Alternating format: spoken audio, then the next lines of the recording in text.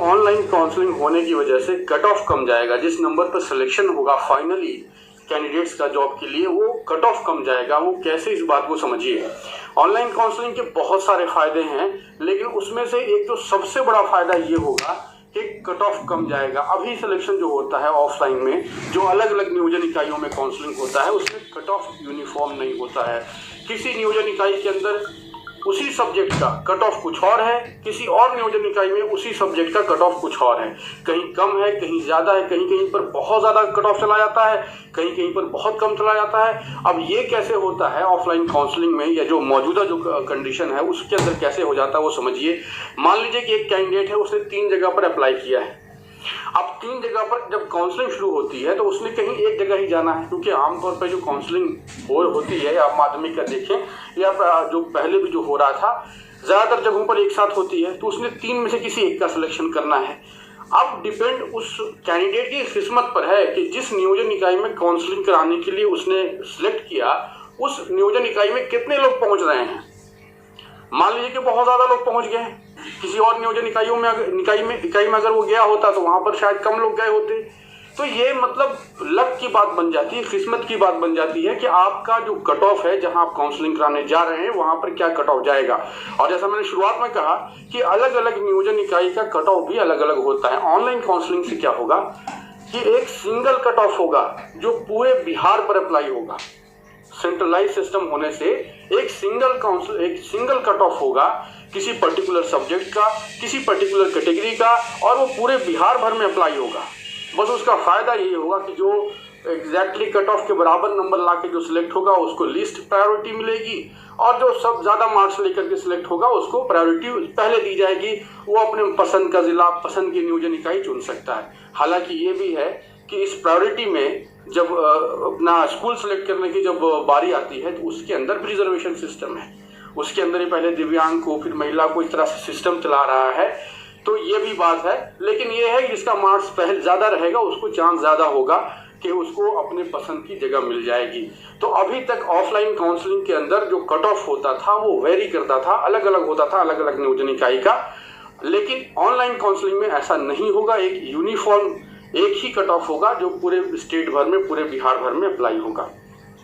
ये तो हो गई एक फायदा जिस पर शायद कम ही लोगों का ध्यान गया होगा, लेकिन ये बहुत इंपॉर्टेंट चीज है और इसमें ज्यादा सीटें भर पाएंगी। अभी जो मौजूदा काउंसलिंग का सिस्टम है ऑफलाइन, उसमें सीटें नहीं भर पाती हैं। उसका भी एक रीजन यही है कि ऑफलाइन काउंसलिंग होती है और कैंडिडेट जो है जिस तरह से पहुंचते हैं, कहीं पर बहुत ज्यादा, कहीं पर बहुत कम, कहीं पर कुछ कैटेगरी का इशू हो जाता है। तो पूरा जो रिजर्वेशन सिस्टम है वो भी बड़ा कॉम्प्लेक्स है। आज के टाइम पे इतने तरह का रिजर्वेशन, और एक नया भी हाल फिलहाल में आया है ट्रांसजेंडर वाला, वो भी अब आ गया है बिहार के अंदर, तो वो भी अप्लाई हो जाएगा आगे आने वाली बहालियों के अंदर। तो बहुत सारी चीज़ें हैं, ओवरऑल कहने का मतलब है। लेकिन ऑनलाइन काउंसलिंग अगर हुई तो ये ज़रूर सिंप्लिसिटी की ओर एक कदम होगा। जो अभी की जो कॉम्प्लेक्सिटी है ऑफलाइन काउंसलिंग की, इसको काफ़ी हद तक एड्रेस गवर्नमेंट कर देगी अगर ऑनलाइन काउंसलिंग हुआ तो। ये तो एक मुद्दा, एक बहुत इंपॉर्टेंट मुद्दा है, क्योंकि अगर ऑनलाइन काउंसलिंग होने से कट ऑफ कम जाएगा, ज़्यादा सीटें भर पाएंगी, ज़्यादा लोग सेलेक्ट हो पाएंगे, तो डेफिनेटली बहुत सारे कैंडिडेट के लिए ये राहत भरी खबर है।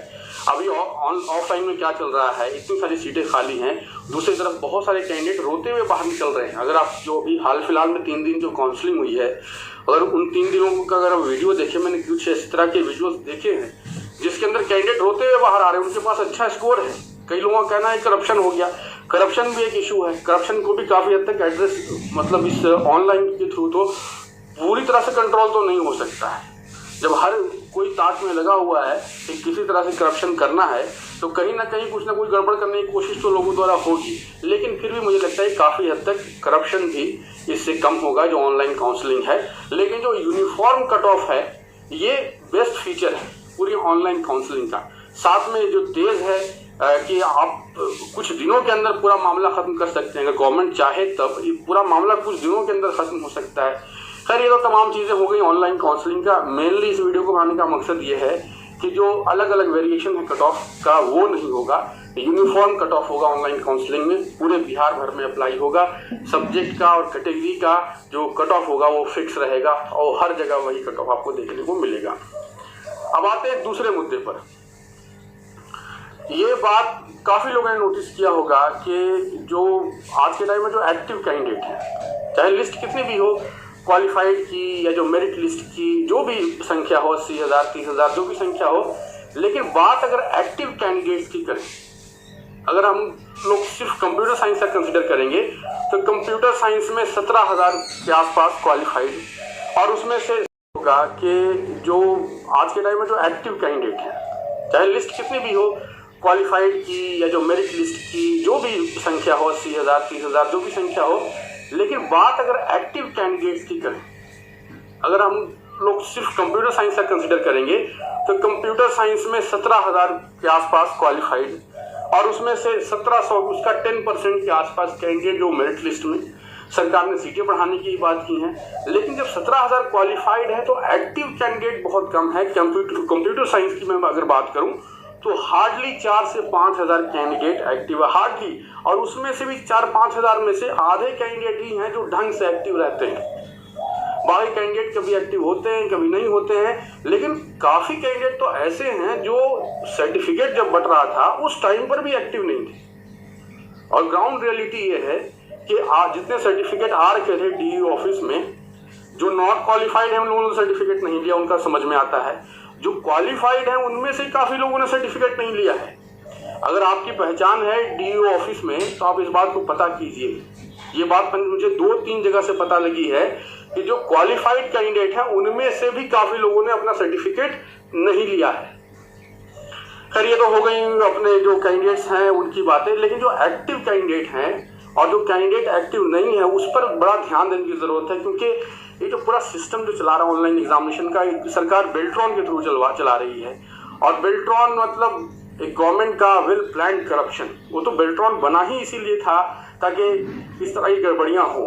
किसी से छुपा हुआ नहीं है बेल्ट्रॉन क्या करता है, कैसे काम करता है। सरकार को जिस तरह से कई मौक़ों पर सरकार बेल्ट्रॉन चंदा देता है सरकार को, अब बेल्ट्रॉन के पास क्या आमदनी का जरिया है एक तरह से अगर देखा जाए तो। खैर, बहुत सारी चीज़ें हैं बेल्ट्रॉन को लेकर के, लेकिन जो लिस्ट है, मेरा ओवरऑल कहने का ये मतलब है कि ये लिस्ट पब्लिक होनी चाहिए। ये जो 17,000 क्वालिफाइड है किसी सब्जेक्ट के अंदर, 25-26 हज़ार क्वालिफाइड या किसी भी सब्जेक्ट के अंदर जितने भी क्वालिफाइड हैं, अगर ये संख्या गलत रही कल को बेल्ट्रॉन इसमें गड़बड़ कर सकता है।